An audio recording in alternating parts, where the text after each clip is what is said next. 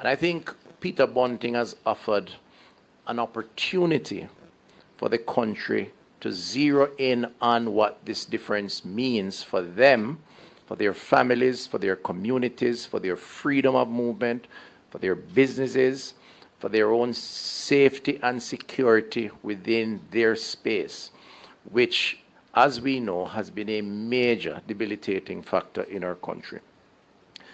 Mr. Bunting, at his party's manifesto launch, and as reported in the media, speaks to this difference between the PNP and the JLP from a crime-fighting standpoint, describing, and I'm quoting here, the JLP having a warrior mentality among the security forces, while the PNP promotes a guardian mentality.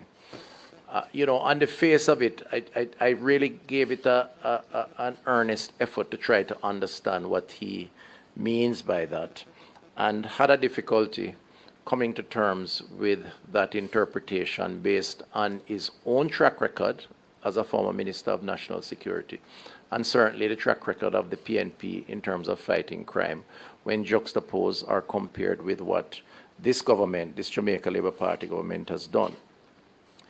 Firstly, I want to say that given the heinous nature of the crimes that we have seen in this country meted out on innocent Jamaicans, sometimes it does take a warrior mentality to respond, and to respond within a context, not to disregard human rights, as some would want to claim, but to respond in a way that will recognize the seriousness of these crimes and why it is important to assert yourself as a state, as a police force supported by the army, and indeed by all of us, in order to face down the criminals and the criminality that has been taking place, and to achieve the ultimate objective of making our society safer.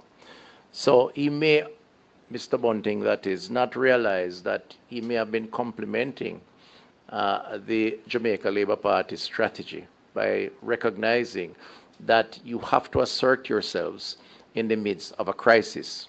And we have had for generations a crisis of crime and violence, and it has taken its toll in many ways on our society. His comments, I think, too, are somewhat condescending, not somewhat, but condescending of the security forces, because implicit in what he's saying is that somehow the security forces are conducting themselves in a manner that should not be supported. And that's the interpretation, because let's face it, the government prescribes policy, the security forces implement. They are the operational agency of crime fighting. And in criticizing us as a government, he's also technically criticizing the work of the security forces, even though I've heard him say otherwise. But in this case, this is how it comes across. And he needs to clarify that.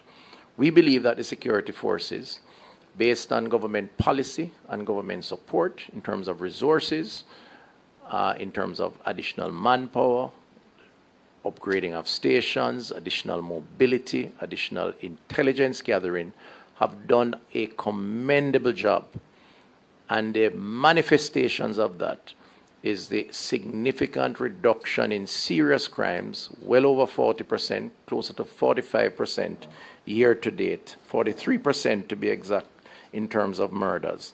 And that for me means, for us, means a safer society, and a society where Jamaicans can move about more freely and pursue their ambitions in whatever way, shape, or form, particularly in communities where they once had to close their doors early and live in fear. And this is not something to criticize.